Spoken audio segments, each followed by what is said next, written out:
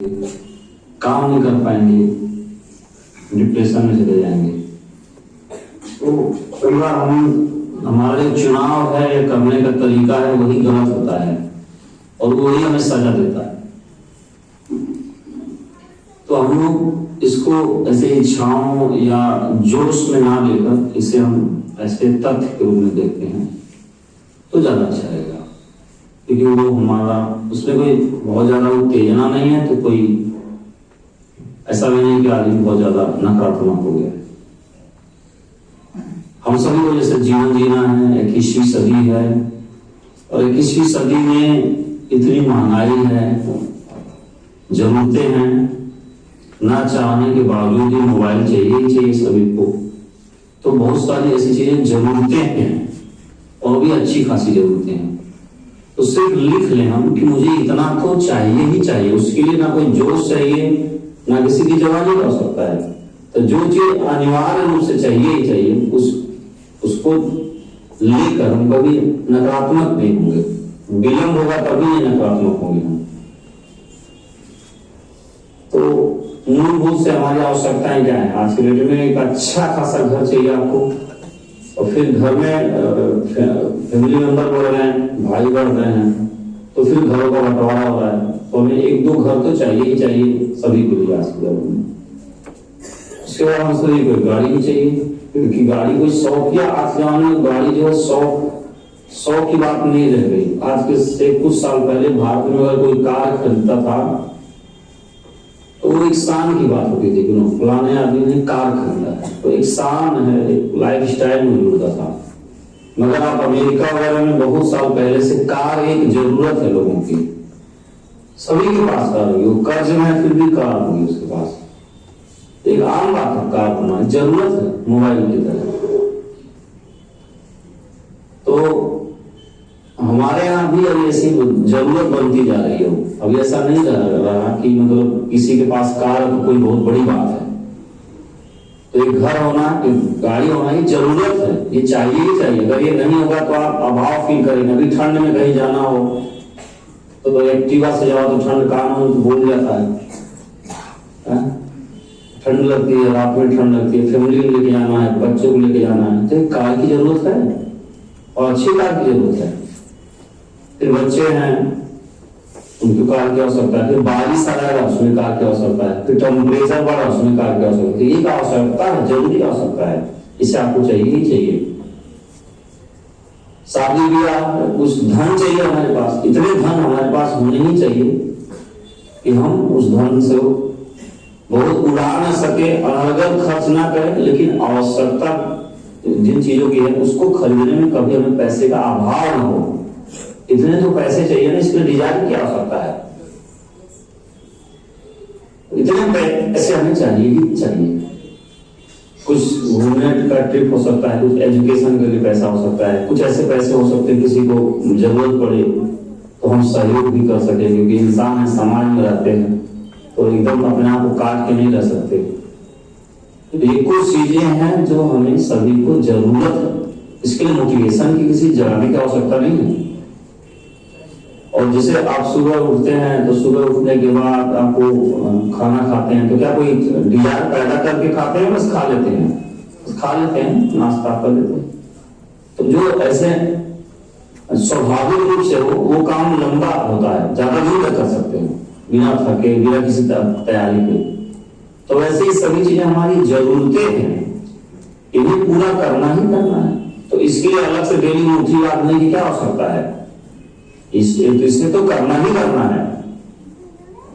तो उसमें रेखाएं भी खींचने की क्या जरूरत है? क्योंकि ये तो चाहिए ही चाहिए, रेखा खींचे या ना खींचे, मूलभूत आवश्यकता है हमारी। अब इन सभी जरूरतों को पूरा करने के लिए हम क्या करते हैं? नौकरी करते हैं। तो आप सभी को पता है सभी जरूरतें कहां से पूरी होंगी? पैसे से पूरा होगा। और पैसा कहां से पैदा होता है? पैसा कोई प्रोडक्ट या सर्विस के बदले ही पैदा होता है, और तो कोई तरीका है नहीं पैसा पैदा करने का। आपको पैसा चाहिए, किसी को पैसा चाहिए तो प्रोडक्ट या सर्विस उसके बदले देंगे तो आपको पैसा मिलेगा। अब आप सर्विस करते हैं, जैसे आप कहते हैं कि नौकरी कर रहे हैं, नौकरी माने क्या हुआ, सर्विस कर रहे हैं, सरकारी नौकरी करते हैं तो सेवा दे रहे हैं आप, तो आप पैसा कमा सकते हैं। एक तरीका पैसा कमाना है। प्राइवेट जॉब में करेंगे आप तो वहां सर्विस देंगे तो वहां आपको पैसा मिलेगा। दूसरा तरीका है कि सामान आप बेचें, प्रोडक्ट, तो ऐसे पैसा कमा सकते हैं। इस तरीके से आप पैसे कमा सकते हैं। डायरेक्ट सेलिंग बिजनेस भी यहां पर पैसे कमाने का एक तरीका है। एक ऐसा तरीका है जहां पे खुद को भी नहीं बेचना है और दुकान खोल के भी नहीं बेचना है। बेचना जरूर है, ना खुद को बेचना है और ना खुद ही प्रोडक्ट या सर्विस ही बेचना है जिंदगी भर। एक तरीका है और एक सिस्टम से प्रोडक्ट या सर्विस को हम सेल कर देते हैं तो बहुत ज्यादा अमाउंट में हम पैसा बहुत इजीली तरीके से आम आदमी बिना पढ़े लिखे चाहे जैसे रहते हुए कमा सकता है। तो ये एक स्मार्ट तरीका है, आधुनिक तरीका है, सक्सेसफुल तरीका है और सबसे ज्यादा एडवांस तो वही है, सबसे ज्यादा मजबूत तरीका है ये, और इसको प्रैक्टिकल कई लोग करके देख चुके। तो डायरेक्ट सेलिंग बिजनेस इस तरीके से है। तो हम लोग अगर इस सदी में इस बिजनेस को चुने हैं तो हमारे आपके लिए बड़ी उपलब्धि की बात है। इससे बेहतर आपके पास कोई रास्ता नहीं है, आसान रास्ता नहीं है जहां कम टाइम एंड एफर्ट में ज्यादा अमाउंट बना सकते हैं। यहाँ पर भी क्या है, प्रोडक्ट या सर्विस हम सेल करते हैं लेकिन एक सिस्टम के थ्रू सेल करते हैं, ना दुकान लेके बैठे रहते हैं ना खुद बेचते हैं, एक सिस्टम के थ्रू सेल करते हैं। वो जो नया सिस्टम है उसी को हम बोलते हैं डायरेक्ट सेलिंग। अब हम आपको थोड़ा सा पीछे ले चलेंगे। पुराने जमाने में आप देखेंगे जो सबसे संपत्ति वाले आदमी कौन कहलाता था, जिसके पास खेती भूमि ज्यादा है वो धनवान है, ताकतवर है। वक्त बदला तो इंडस्ट्रियल रेवोल्यूशन आया तो उसमें जिसके पास कारखाने फैक्ट्रियां हैं वह आदमी रईस हुआ, यानी वो संपत्ति वाला हुआ। पहले खेती वाला पूंजीपति हुआ, उसके बाद कारखाने वाला पूंजीपति हुआ। उसके बाद अब आगे बढ़ेंगे तो जो राइटर हैं, लेखक हैं, वो भी पूंजीपति बने। अब जैसे कवि हैं कुमार विश्वास, आप लोग जानते हैं, आप क्या कहेंगे, कुमार विश्वास जानते हैं, काफी तो कुमार विश्वास ने अपने एक टैलेंट से पैसे वाले बन गए। तो कारखाने के बाद फिर टैलेंट आया, तो कोई कवि के रूप में टैलेंट अपना प्रस्तुत किया, कोई खेल के रूप में अपना खेल प्रस्तुत किया, ध्यानचंद, सचिन तेंदुलकर, तो वो उनकी पूंजी है। कोई फिल्मी दुनिया में अच्छा एक्टिंग करता है तो वो हो गया, कोई सिंगिंग करता है, मन्ना डे, किशोर साहब, कुमार सानू, तो वो उनका टैलेंट, वो उनकी पूंजी हो गई, इस सिंगर की पूंजी। तो आप देखिए जमाने के अनुसार पहले कवि और संगीतज्ञ किसी राजा महाराजा के दरबार में राजा महाराजा को खुश करने के लिए अपनी प्रस्तुति पेश करते थे, सही बात है। yes. मगर जब जमाना बदला तो राजा महाराजा खुद इनके जैसा बनने की चाहत लगे रख रहे हैं, वो खुद सिंगिंग और एक्टर लगे बनने। तो ये एक पूंजी है इनकी, तो पूंजी समय के अनुसार बदल जाता है। तो अभी क्या हो गया, पूंजी टैलेंट हो गया। कोई मॉडलिंग में है तो उसकी पूंजी क्या है, वो आकर्षक दिखे, सुंदर दिखे, तो वो भी उसकी पूंजी है। इसलिए उसमें कुछ स्त्रियां हैं, कुछ पुरुष हैं, दोनों अपना बॉडी को फिट रखते हैं, एक्सरसाइज करेंगे, डाइट रखेंगे, स्किन पर ध्यान देंगे, बालों पर ध्यान देंगे, तो मतलब उनकी पूंजी क्या है, वो आजाद देने शरीर को ही चमकाने लगे रहते हैं, यही पूंजी है। और इतना चमका के रखते हैं जब तक जवानी कुछ कमा लो उसका भी बुढ़ापा आ जाएगा तो वो अपना प्रचार कर लेंगे। और बहुत सारे मॉडलिंग वगैरह कर लेते हैं।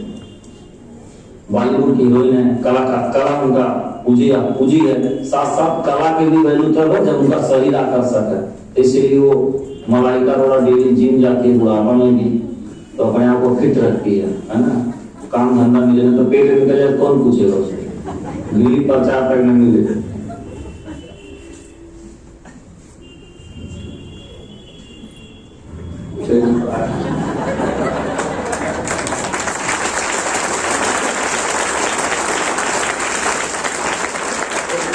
पूंजी उसके बाद साइंटिस्ट हैं, बहुत पढ़े लिखे बुद्धिजीवी, तो वो बहुत सारा रिसर्च करते हैं, मेडिकल में रिसर्च करते हैं, कृषि में रिसर्च करते हैं, इलेक्ट्रॉनिक में रिसर्च करते हैं। तो अपने टैलेंट उनके पास है, उस टैलेंट को रिसर्च करके पेटेंट करा लेते हैं, फिर उस पेटेंट को बेच देते हैं। जानते हैं आप लोग, तो वो उनकी पूंजी हो गई।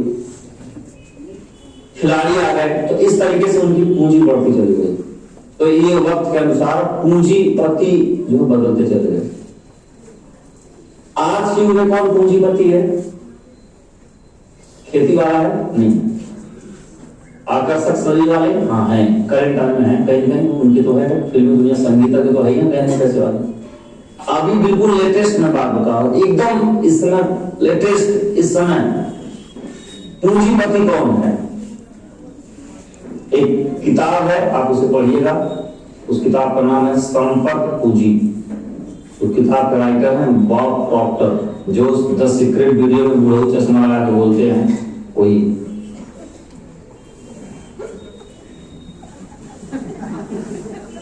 तो इस युग में इस युग में पूंजीपति कौन है? जिसके पास संपर्क पूंजी है। क्या है? पूंजी, यानी लोग जिसके पास है। तो आज आपके पास, आपको गाना गाने नहीं आता है, चलेगा। साइंटिस्ट नहीं है, चलेगा। कुमार विश्वास नहीं है, चलेगा। आपके पास कोई कारखाना नहीं है, चलेगा। अब एक्टिंग नहीं आता है, चलेगा। ज्यादा सुंदर नहीं है, चलेगा। पढ़े लिखे नहीं है, चलेगा। कुमार विश्वास नहीं है, चलेगा। कोई टैलेंट नहीं, चलेगा। आज के युग में एक मानक है, क्या आपके पास संपर्क पूंजी है, जिसको हम बोलते हैं अपने बिजनेस की भाषा में लिस्ट। क्या आपके पास लोग हैं? आप पता करें, क्या आपके पास संपर्क पूंजी है, लोग हैं? तो बधाई हो। आज के युग का जो पूंजीपति है वो संपर्क पूंजी वाला है। और प्रभु परमात्मा की कृपा से हम तो रिसर्च करके देखे पुराने से आज तक, तो हमारे पास कोई और गुण नहीं निकला, यही एक गुण निकला कि हाँ हमारे पास कुछ तो नहीं है, लेकिन लोगों को मैं बहुत लोगों को जानता हूँ, और नहीं जानता हूँ तो जानना शुरू कर देता हूँ। आपसे क्या दिक्कत है? तो जानते हैं कि हम लोग बहुत लोगों को, बताइए। ये 21वीं इस युग का हुआ सबसे बड़ा आदमी है। अब आप देखिए इसकी कैसे होगा। आपको पता है कि अगर आप किसी कंपनी के लिए ब्रांड एम्बेसडर बनना है, या किसी व्यक्ति की हैसियत कैसे मापी जा रही है आज के जमाने में, कि आपके फैन फॉलोइंग कितने हैं, यानी संपर्क पूंजी कितनी है। तो अमिताभ जी के फैन फॉलोइंग बहुत जबरदस्त है, माननीय प्रधानमंत्री जी के फैन फॉलोइंग बहुत जबरदस्त है, विराट कोहली के फैन फॉलोइंग बहुत जबरदस्त है, उनके इंस्टाग्राम पे, ट्विटर पे बहुत मिलियन फॉलोवर है, उनके फेसबुक मिलियन फॉलोवर है। तो ये आज के युग में देखा जाता है किसके पास संपर्क पूंजी है। इसी संपर्क पूंजी में आप इस समय बिजनेस क्या है, जैसे उदाहरण के लिए बुक माई शो। तो बुक माई शो के पास ना ही शो है, ना ही उसके पास थिएटर है, ना ही वो मूवी बनाता है, उसके पास लोग हैं, वो सब